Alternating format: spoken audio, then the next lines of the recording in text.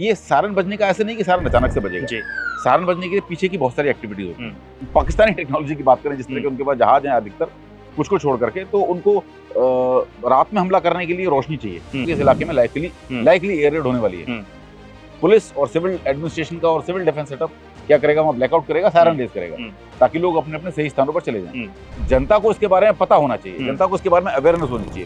देखिए, पाकिस्तान जो है वो एक रोग मुल्क है, पागल देश है, कुछ भी कर और वो कुछ भी कर सकता है। अगर कोई व्यक्ति अपनी हरकतों से बाज नहीं आ रहा है, कोई अगर ऐसा मॉन्स्टर है, ऐसा दरिंदा है जो अपनी हरकतों से बाज नहीं आ रहा है, तो उसको मजा चखाने के लिए एक बड़ा एक्शन जरूरी है। आप छोटे एक्शनों से उसको कंट्रोल में नहीं कर सकते। भारत और पाकिस्तान के बीच विवाद बढ़ता जा रहा है, जंग जैसे हालात पैदा हो रहे हैं, और इसी बीच भारत सरकार कल पूरे भारत के अधिकांश राज्यों में एक मॉक ड्रिल करने वाली है। सायरन बज सकते हैं, लेकिन मॉक ड्रिल कैसी होगी, क्या होगी, इस पर बातचीत करेंगे। बातचीत करने के लिए मेरे साथ हैं मेजर अमित बंसल। बंसल सर, आप बताइए कि हमारे दर्शकों की कल क्या होने वाला है और कैसे ये मॉक ड्रिल होगी। देखिए, इस मॉक ड्रिल को समझने के लिए हमारे लिए बहुत जरूरी है कि हम समझें कि सिविल डिफेंस का सेटअप कैसा होता है। और जल्दी आमतौर पर वॉर टाइम में आपके पास एक पुलिस होती है, आपके पास आर्मी होती है, लेकिन एक सिविल डिफेंस ऑर्गेनाइजेशन है जो भारत सरकार के अलग अलग डिस्ट्रिक्ट्स हैं। और अनफॉर्चुनेटली पिछले करीब 30-40 सालों से, 50 सालों से, ये जो सिविल डिफेंस की ऑर्गेनाइजेशन थी बिल्कुल डिफंक्ट पड़ी हुई थी, ये एक्टिव नहीं थी। तो ये जो भारत सरकार के एक्शन दो हैं, एक तो ये सिविल डिफेंस ऑर्गेनाइजेशन को एक्टिव करना। अच्छा। इसमें क्या होता है कि आपका एक सिविल डिफेंस हेड होगा जो पूरे जिले को हेड करेगा। उसके बाद अलग अलग सेक्शंस होंगे, उनके अलग अलग इलाके होंगे, उनके वार्डन्स होंगे। जैसे कि आपने एक मोहल्ला बना दिया, उस मोहल्ले का एक सिविल डिफेंस वार्डन होगा। वो आसपास वॉलंटियर्स को इकट्ठा करके लोगों को एजुकेट भी करेगा, लोगों को जानकारी भी देगा, और लोगों को किसी भी खतरे की स्थिति में उनको बचने के उपाय भी बताएगा। एक सायरन बजेगा, इस तरह की बातें आ रही कि सायरन बजेगा हवाई हमले को लेकर, ये सायरन क्या है, कैसा है? देखिए, आमतौर पर जब हवाई हमला होता है तो दुश्मन के अगर हवाई जहाज आएंगे तो वो क्या करते हैं, अब तो खैर टेक्नोलॉजी काफी आगे बढ़ चुकी है, बट ये अगर हम पाकिस्तानी टेक्नोलॉजी की बात करें, जिस तरह के उनके पास जहाज हैं अधिकतर, कुछ को छोड़ करके, तो उनको रात में हमला करने के लिए रोशनी चाहिए। तो अब क्या होता है, अब जब एयर रेड आता है तो उसको वो देखता है कि ग्राउंड पर क्या ऑब्जेक्ट है। अगर उस जहाँ पर रोशनी है, लाइट है, तो उसको लगेगा कि यहाँ जाहिर सी बात है कि यहाँ पर एक सेंटर है, यहाँ पर लोग रहते हैं, तो वहाँ पर बॉम्ब गिराने के चांसेस ज़्यादा होते हैं। लेकिन अगर आपने पूरे इलाके को डार्क कर दिया तो कोई नेविगेशन एड किसी भी जहाज को नहीं मिल पाएगी। तो ये एयर रेड से बचने के लिए बहुत पुराने, आज के नहीं है, सेकेंड वर्ल्ड वॉर से पहले के जो तरीके हैं कि एयर रेड से बचने के लिए आप पूरे इलाके की बिजली बंद कर देते हैं, लाइट गुल कर देते हैं, रोशनी बिल्कुल पिच डार्क कर देते हैं। तो ऐसे में एक आने वाले आक्रमणकारी हवाई जहाज के लिए ये पहचानना मुश्किल हो जाता है कि ग्राउंड पर क्या ऑब्जेक्टिव है। ये एक ऑब्जेक्टिव है। दूसरी बात, आप जब लाइट्स ऑफ करते हैं, ब्लैकआउट करते हैं, तो ये एक खतरे का भी साइन होता है। और तीसरी बात, जब सायरन बजता है तो ये बताता है अपने नागरिकों को कि हाँ भाई, कुछ ना कुछ होने वाला है, तो आप सुरक्षित जगहों पर पहुंच जाएं। अब ये सायरन बजने का ऐसे नहीं कि सायरन अचानक से बजेगा। सायरन बजने के पीछे की बहुत सारी एक्टिविटीज होती हैं। जैसे कि हमने देखा, सायरन बजा, सायरन सपोज आप किसी नोएडा में हम हैं फिल्म सिटी में, तो फिल्म सिटी में अगर सायरन बज रहा है तो इसके पहले बहुत एक लंबा कमांड एंड कंट्रोल सिस्टम है जो कि सेटअप होता है। इंडियन एयरफोर्स अपने कंट्रोल सेंटर्स बनाती है, उन कंट्रोल सेंटर्स को पुलिस के कंट्रोल सेंटर के साथ कनेक्ट करती है, और वो पुलिस के कंट्रोल सेंटर सिविल डिफेंस के कंट्रोल सेंटर के साथ कनेक्टेड होते हैं। ये पूरा सेटअप है। तो अब जब ड्रिल हो रही है तो ड्रिल में खाली सायरन नहीं बजेगा, सायरन से पहले की जो कार्रवाई है, जो पूरा नेटवर्क है, एयरफोर्स का नेटवर्क है, पुलिस का नेटवर्क है, और आपका जो कम्युनिकेशन नेटवर्क है सिविल डिफेंस के, ये सारे सब डिटेल में समझाइए कैसे कैसे क्या होने वाला है। देखिए, अगर दुश्मन का कोई जहाज या दुश्मन के जहाजों का एक ग्रुप हमला करने के लिए आएगा तो क्या होगा, हमला करने के लिए आते वक्त वो बॉर्डर क्रॉस करेगा, उसको दिल्ली तक पहुंचने में या कुछ जगह तक पहुंचने में कुछ मिनट लगेंगे, 17, 18, 20 मिनट कुछ लगेंगे। ऐसे वक्त में जैसे उसको रडारों ने डिटेक्ट किया और पता लगा कि वो किस इलाके की तरफ बढ़ रहा है, तो ऑटोमेटिकली एयरफोर्स का कंट्रोल सिस्टम हरकत में आएगा, और वो उन इलाकों के जो सिविल डिफेंस सेटअप हैं और पुलिस के सेटअप हैं उनको इन्फॉर्मेशन देगा कि इस इलाके में लाइकली एयर रेड होने वाली है। पुलिस और सिविल एडमिनिस्ट्रेशन का और सिविल डिफेंस सेटअप क्या करेगा, वहाँ ब्लैकआउट करेगा, सायरन रेज करेगा, ताकि लोग अपने अपने सही स्थानों पर चले जाएं। जब एयर रेड खत्म हो जाएगी तो वो उनको बोलेगा कि भाई एयर रेड खत्म हो गई है, अब आप अपने वापस स्थानों पर लौट सकते हैं। तो फिर दूसरी प्रकार का सायरन बजेगा, जिसके बाद लोग अपने अपने स्थानों पर लौट सकते हैं। तो एक इनकमिंग एयर रेड का सायरन होता है, एक आउटगोइंग एयर रेड का सायरन होता है। अब जनता को इसके बारे में पता होना चाहिए, जनता को इसके बारे में अवेयरनेस होनी चाहिए। देखिए, पाकिस्तान जो है वो एक रोग मुल्क है, पागल देश है, कुछ भी कर और वो कुछ भी कर सकता है।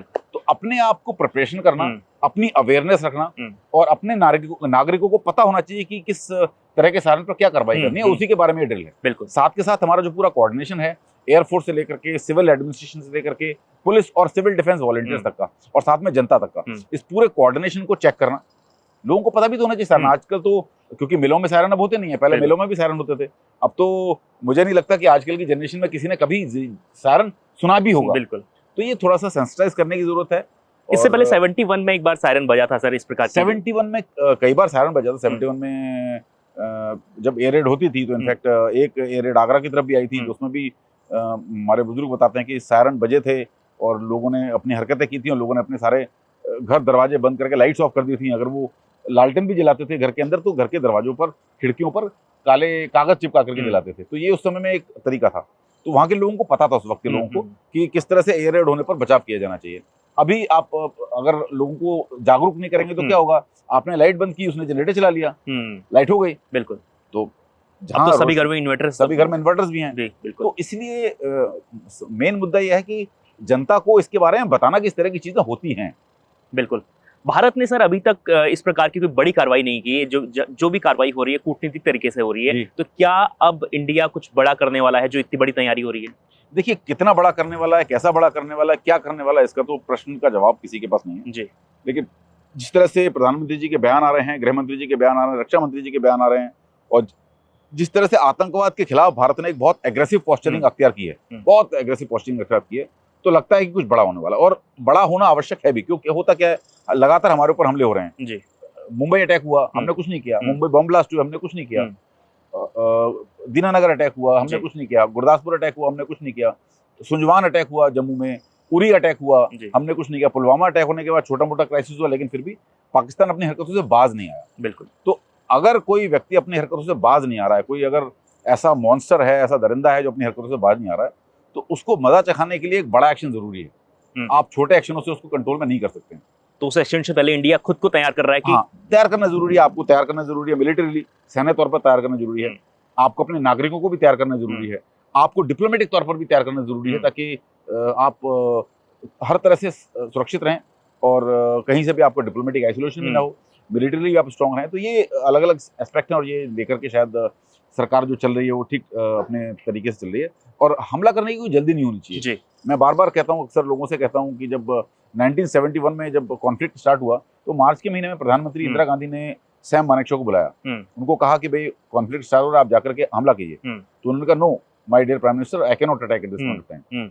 मैं अभी हमला नहीं कर सकता। तो उनसे पूछा गया कि आप कब हमला करेंगे, तो उन्होंने कहा, I will attack eight A time, place end moment of my choice. मैं अपने तरह से अपने चुने हुए जगह पर, अपने चुने हुए वक्त पर हमला करूंगा। और कब हमला किया उन्होंने, कब लड़ाई स्टार्ट हुई? दिसंबर में। अब देखिए, मार्च से दिसंबर तक का कितना लंबा वक्त था।